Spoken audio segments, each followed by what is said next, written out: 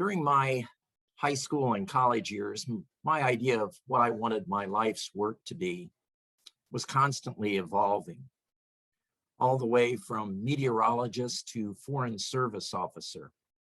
But there was one thing they all had in common. Anything having to do with children, and particularly the idea of teaching, was never a consideration. Never, ever. As I entered my senior year of college, my future goals were still somewhat vague. So given that uncertainty, and given the still lingering excitement generated by the establishment of the Peace Corps only 5 years earlier, I decided to apply. The following spring, I was accepted and assigned to the Philippines to work in elementary science education. Teaching, especially teaching young kids on the other side of the world, was an unsettling prospect. Nevertheless, after graduation, I headed off to San Jose State, where the Peace Corps spent 2 months turning me into an elementary science teacher. For 2 years, I filled that role.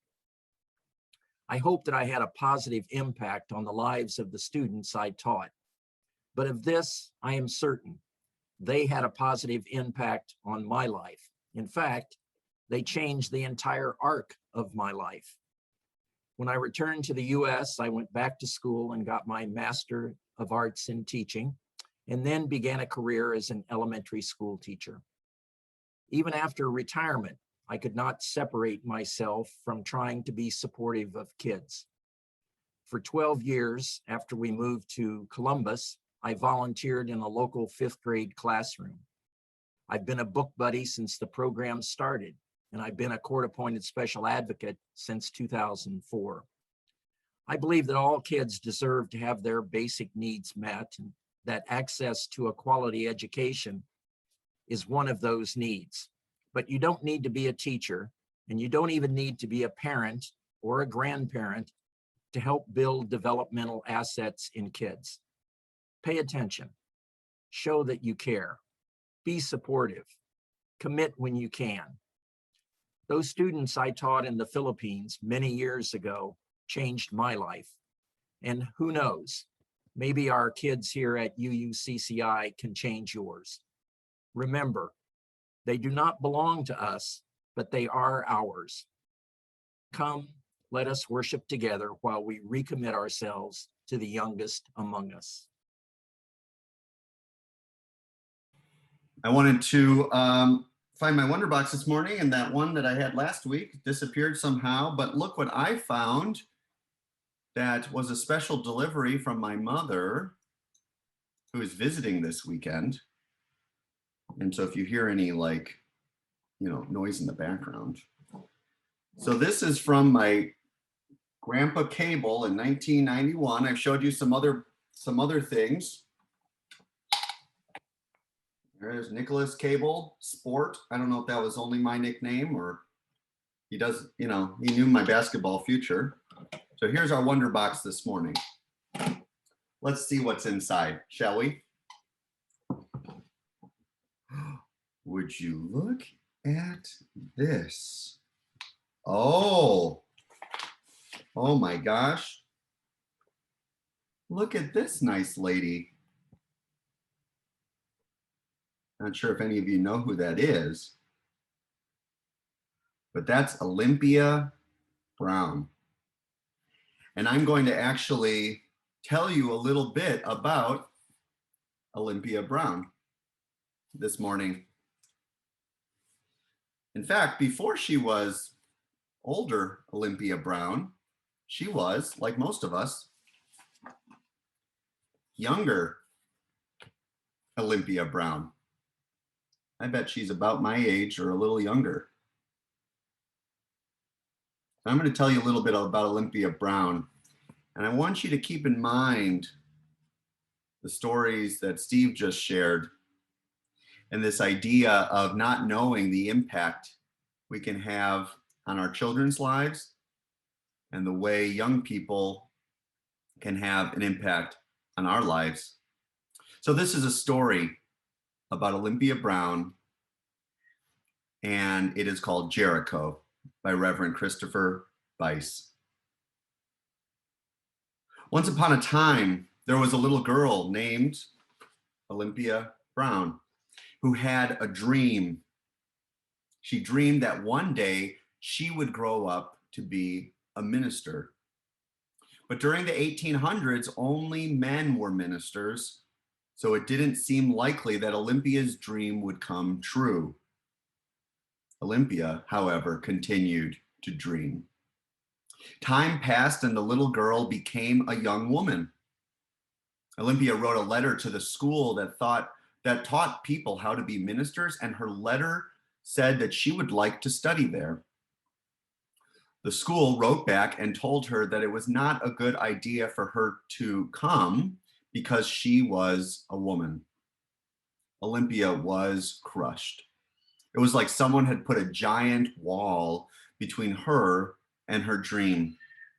But then she remembered a story from the Bible about a man named Joshua.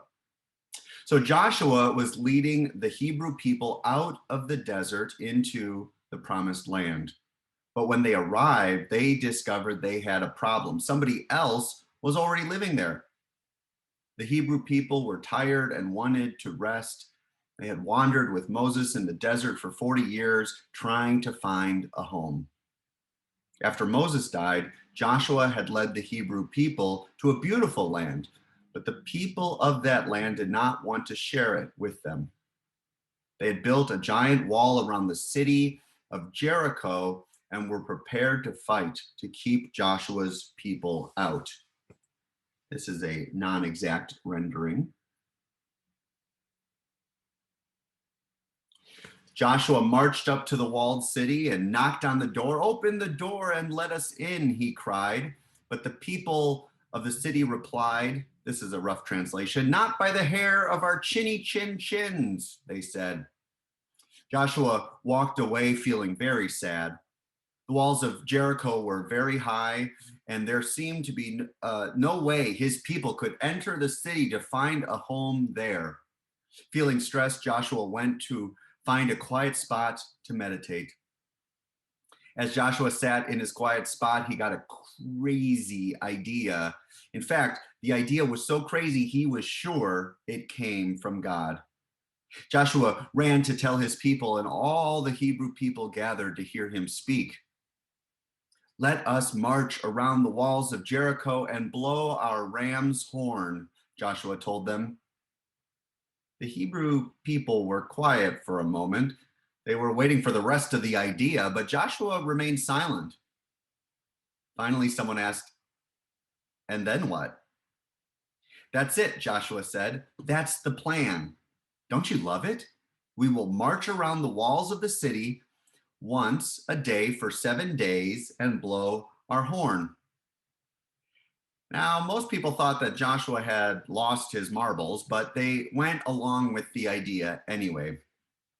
For 6 days, they marched around the walls of Jericho, blowing their horns, and in truth, they felt a bit like idiots. But on the seventh day, something incredible happened.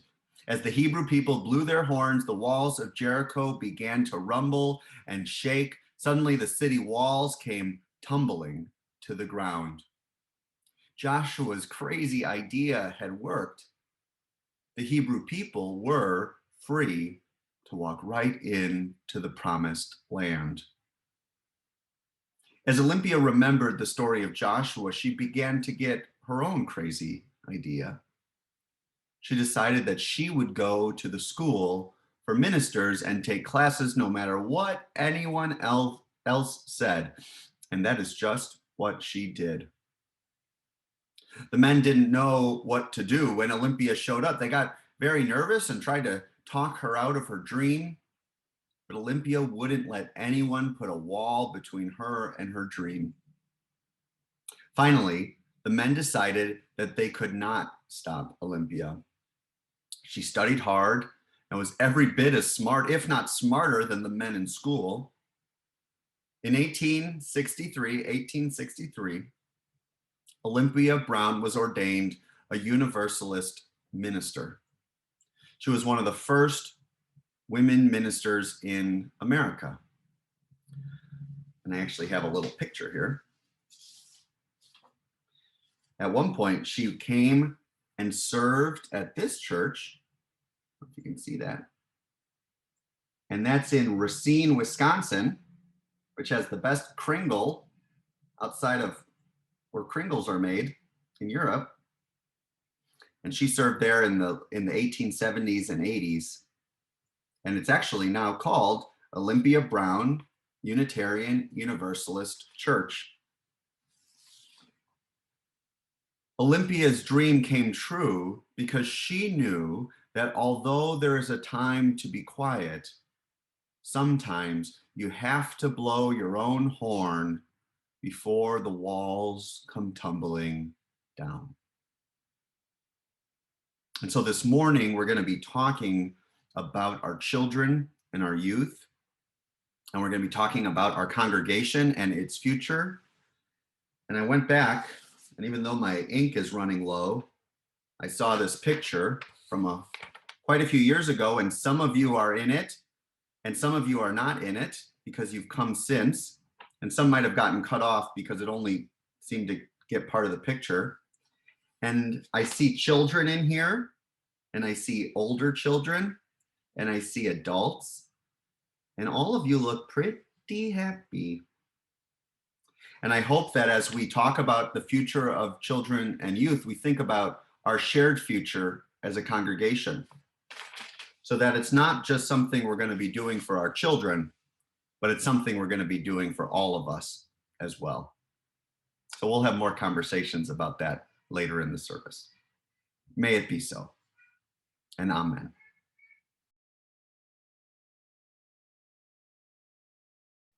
While we want community, it is often community on our terms, with easy entrances and exits, lots of choice and support, and minimal responsibilities. It would be so much easier if we could be connected without being encumbered. Despite the fact that many of us claim to be dissatisfied with individualism, we cherish our capacity to make individual choices and to seek opportunities for personal growth. Communities in which we grow and flourish last over time and are built by people who are faithful to one another and committed to a shared purpose. Community life certainly has moments of incredible beauty and intense personal connection, but much of it is daily and ordinary. Our lives are knit together, not so much by intense feeling as by shared history, tasks, commitments, stories, and sacrifices. I'm not prepared to hear you say one thing and watch you do another without even mentioning it. I'm not talking about mistakes. You know, we all make those. Sometimes we speak too soon and think too little. We worry more about procedures than promises. We let fear and guilt keep our choices small. Those things, common and human, keep calling us forward to different, better choices. I'm thinking of a different thing in which you know the right thing to do and you spend entire notebooks of calculations on figuring out how not to do it. Or conversely, you give it no thought at all. It's understandable that to learn, the student must be ready. And if you choose not to be ready while the world cries out for your help, choose to linger in indecision and shrug off the human cost, you are wasting the gentle flexibility of grace. And as Frederick Douglass said, using your liberty for unholy license. You must account for this day. Choose justice. You must account for your gifts. Generate love Your effort in community is a precious resource. Take courage. Move with urgency toward every possibility. Please hurry. Don't stop.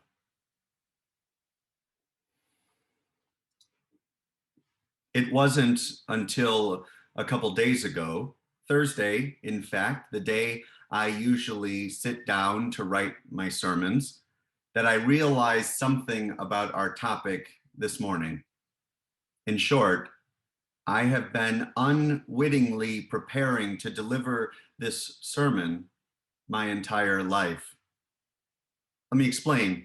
You see, I have been a Unitarian Universalist since I was born. I have grown up in this religious tradition, grown up with people like you, kind people, curious people, helpful people like you. I was raised and I came of age both in the church and by the church of my childhood and adolescence. And equally true, I understood my call to ministry from those experiences and connections I found during that time. And so, in some ways, I am here today because I was there yesterday. I am who I am now because I was who I was then. And because of all the people in my congregation growing up who loved me and journeyed with me in life, I am thankful to all of them. You see, this sermon this morning is, in a way, a sermon of gratitude for that congregation that loved me into the minister I am today. But it is also a sermon of invitation to consider how we here at UUCCI are pouring that same love into our children and youth, who, unbeknownst to us, may one day leave this place with only the love they received during their time here, only the values and skills of life they were given during this time. What invitation is before us when it comes to our children and youth in this congregation? Or said a different way, to what extent are we answering this sacred invitation? These questions laid before us to journey with our children and youth in this community and ensuring their nourishment and growth. Let me answer these questions by first telling you something that I think you already know. This past year has been incredibly difficult on our children, youth, and families within and beyond the congregation. The social, emotional, financial, and spiritual stress put upon them is incalculable. And the deficit, the loss, because of the past year, will be impossible to overcome. We cannot make up for what has been lost. A year of birthdays come and gone, a year of being apart from friends and family members, from grandparents.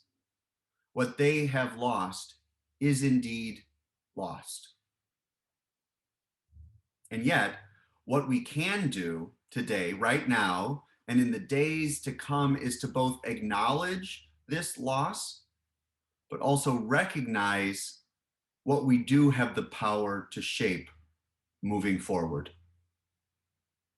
You see, I think that one of the things most of us are guilty of doing, and I count myself among you, is we underestimate the impact we can and do make in this world. We undervalue the differences, the difference we can make, the change we can foster, the love we can share, and the lives we can bless. And because of this, we limit our imagination and our engagement within the world, which includes here at UUCCI. My colleague, the Reverend Teresa Soto, who serves the UU congregation of Oakland, California, reminds us this morning that we must account for our gifts and that our efforts in this community are precious resources. We have gifts. All of us are resources, sources of life and love that we can and must share with one another, and especially our children and youth.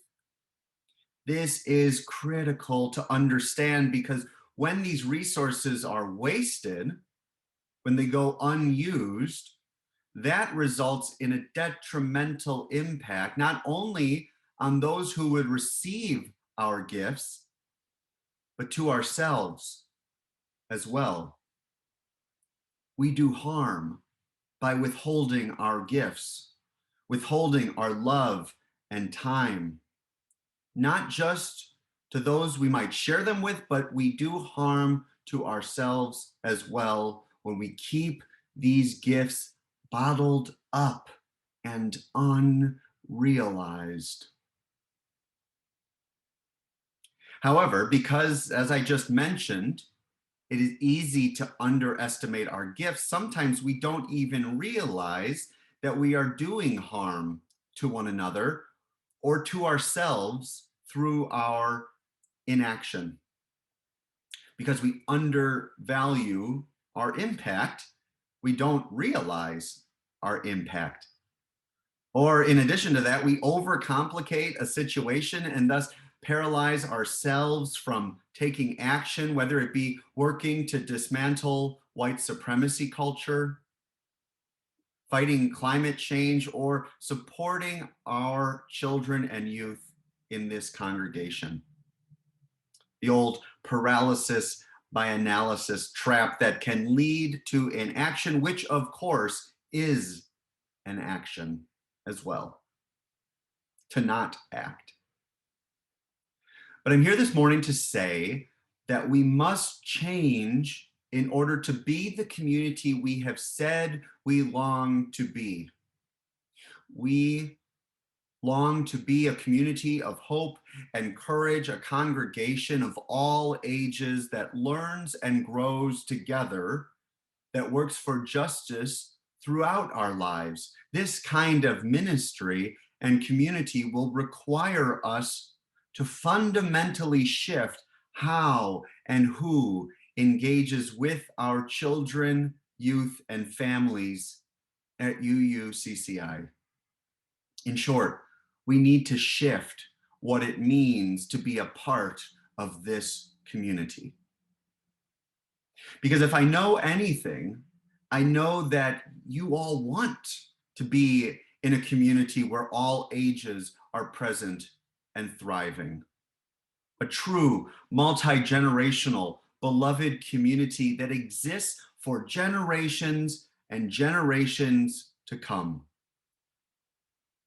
I don't think you want to be a congregation where the average age is 70. You don't want to be in a congregation where there are no families here on Sunday mornings. And yet, even so, sometimes our actions, our investment of our lives and our love towards this central ministry of children, youth, and families can contradict this longing we have for as an all ages community. In other words, we can sometimes say one thing and then do something else that may unintentionally undermine or sabotage the kind of community we want to be. However, and thankfully, this is a very human thing.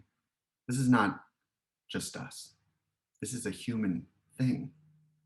In Reverend Soto's poem, which I shared this morning, they began by noticing this common disconnect in congregational life in this way. Reverend Soto writes, "I'm not prepared to hear you say one thing and watch you do another without even mentioning it. I'm not talking about mistakes. You know, we all make those. Sometimes we speak too soon and think too little. We worry more about procedures than promises. We let fear and guilt keep our choices small. Our children and youth, our families deserve more, more time, more priority, and bigger promises. We need to follow through on our promise to not only be a multi-generational community, but both intentionally strive to sustain it and grow it by all of our hands, through all of our efforts and gifts together. It is together that we must make this commitment, that we must renew this commitment to our children, youth, and families. But also, we must renew this commitment to ourselves as well, for we will all benefit from a thriving and growing all ages community. And so, in a way, we will do it for the children, but we will also do it for ourselves. But I must warn you, this commitment will not be easy. This commitment to our children and youth, this commitment to ourselves to be a thriving multi-generational community will take a lot of effort. Why?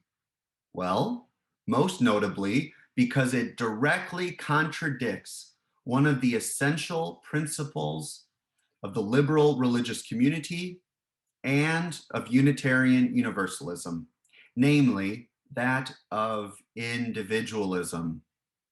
In our first reading this morning, which Steve Jasper offered, he shared the words of Christine Pohl, who writes more generally about community. So this doesn't just relate to religious communities. She argues, quote, "While we want community, it is often community on our terms, with easy entrances and exits, lots of choices and support, and minimal responsibilities. It would be so much easier if we could be connected without being encumbered." I love that. Despite the fact that many of us claim to be dissatisfied with individualism, we cherish our capacity to make individual choices. End quote. So we love freedom, freedom of belief, freedom to take our own journey in life and in this community, to each their own. Freedom of choice, freedom to engage to your heart's desire. And I love freedom too. Believe me, I love to trust the wisdom within myself and within you to guide us in our commitments in life. And yet, what I've come to learn is that life is, in fact, a series of negotiations with freedom. Or said another way, it's a negotiation of what freedoms we are willing to give up in order to be in relationship, to be in community, to be in covenant with others in this life. Ultimately, at the end of the day, I don't think we have a choice when it comes to supporting our children and youth in this community. I don't think we have a choice when it comes to lifting up our families and ensuring their well-being, any more than I believe we don't have a choice to work for justice, to strive for peace, to side with love, and to stay accountable to our values, our mission, and our ends as a congregation. So there is no choice. In a way, there is no freedom. There is no choice or freedom when it comes to our children and youth. And that is why today I am recommitting to all of them, to all of you, and to myself, to the journey of becoming a vibrant, multi-generational religious community. And I'm making this commitment with the hope that you will join me, that you too will realize you have no choice, not when it comes to our children, not when it comes to our youth and to this congregation. After the service today, I'll be holding our usual third Sunday forum Q&A with the minister, in which we will talk more about the implications of this renewed commitment in the months and years to come. But first, I wanted to share a few of the tangible parts of our new multi-generational strategy at UUCCI. The first is that over the next few months, I will be working with our dedicated members of the children and youth team to implement a comprehensive refinement of our programming for ages 0 to 18 in this congregation. This will include the development or redevelopment of a youth group for those entering ages 7th grade to 12th grade this fall.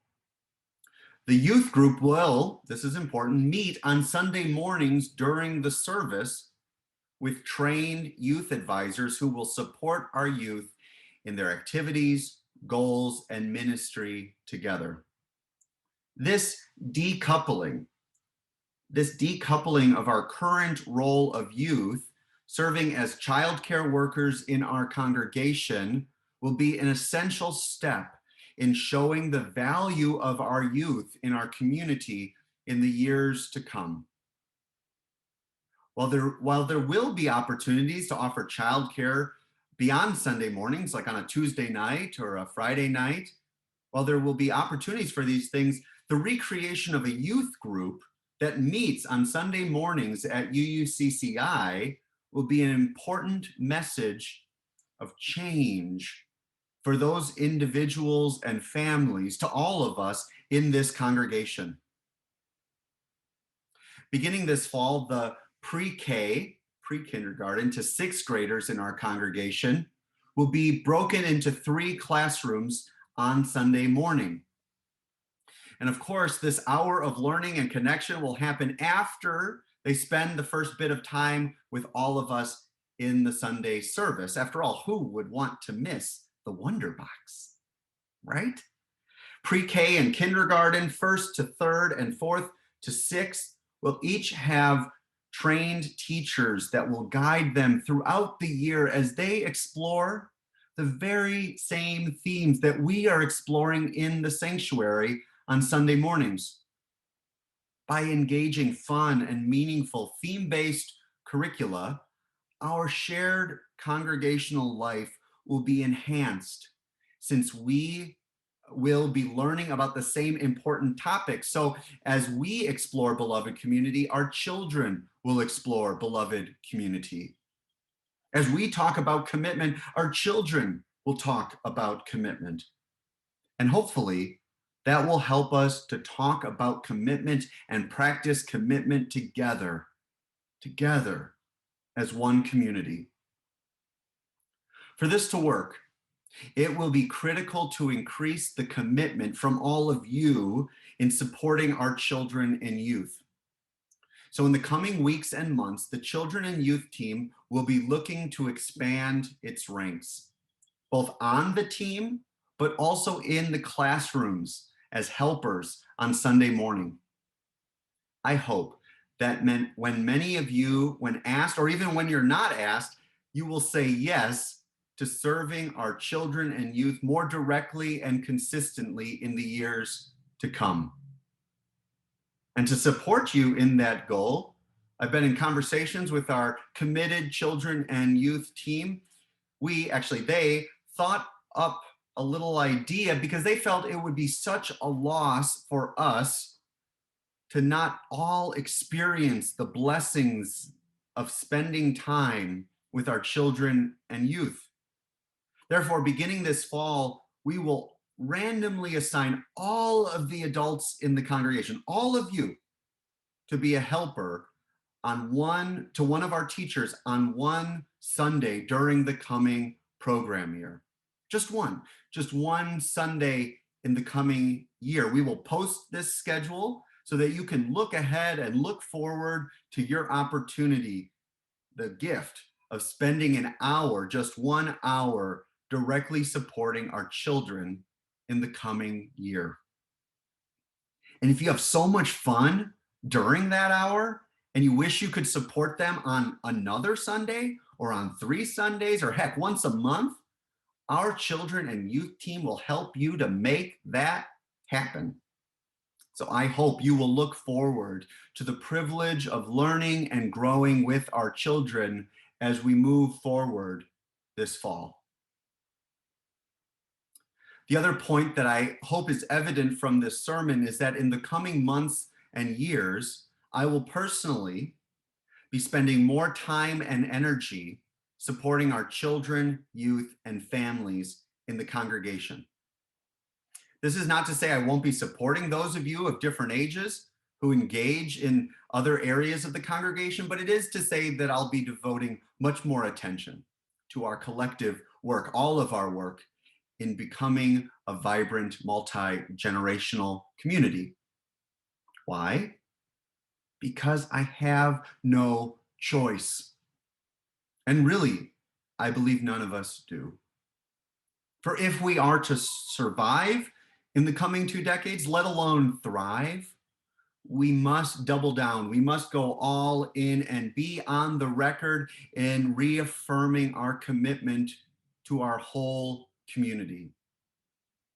Christine Pohl writes, communities in which we grow and flourish last over time and are built by people who are faithful to one another and committed to a shared purpose. We must be committed not just to the grandiose concepts of hope and courage and love, but to the very people who will embody these values and carry them on for generations to come. Our shared purpose, our overarching purpose as a congregation must not be short-sighted, but connected with the long view of our lives and the life of this planet, wherein we can pass that baton to each generation, and together we do the work that must be done and move boldly towards the ends of our lives together. Reverend Teresa Soto writes that it is indeed time for the work and invites us all. You must account for this day. Choose justice. You must account for your gifts. Generate love. Your effort in community is a precious resource. Take courage. Move with urgency toward every possibility. Please hurry. Don't stop. All of the possibilities lie before us because the journey is before us. Our journey back to being together in person, our journey back together to greet the summer with a breath of fresh air and a sigh of relief. Our journey as a congregation that will move forward, not backward, that will move forward, that will look to this day and what it calls of us to do so that at the end of our lives, we consider that it was indeed a life well lived. Not just for the children, but for ourselves as well. That is our journey. That is our journey together. Our gathering hymn, which we divided into 2 parts this morning, is commonly used for child dedications and funerals, kicking off a new program year, or celebrating the end of a long journey. Consider these words that were beautifully sung by our choir this morning.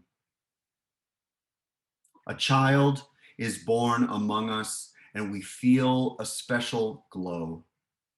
We see time's endless journey as we watch the baby grow. We thrill to hear imagination freely running wild, we dedicate our minds and hearts to the spirit of this child. And we believe in life and in the strength of love. And we have found a time to be together.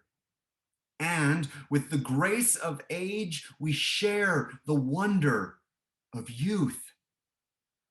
And we believe that growing is an answer.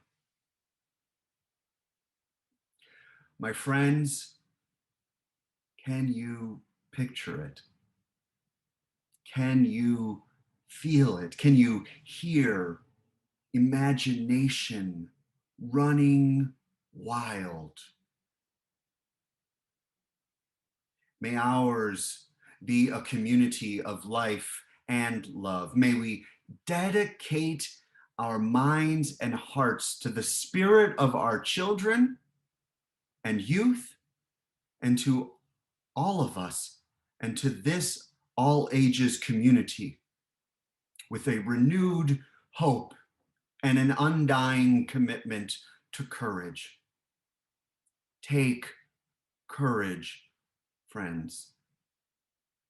We are on that journey together. May it be so, and amen.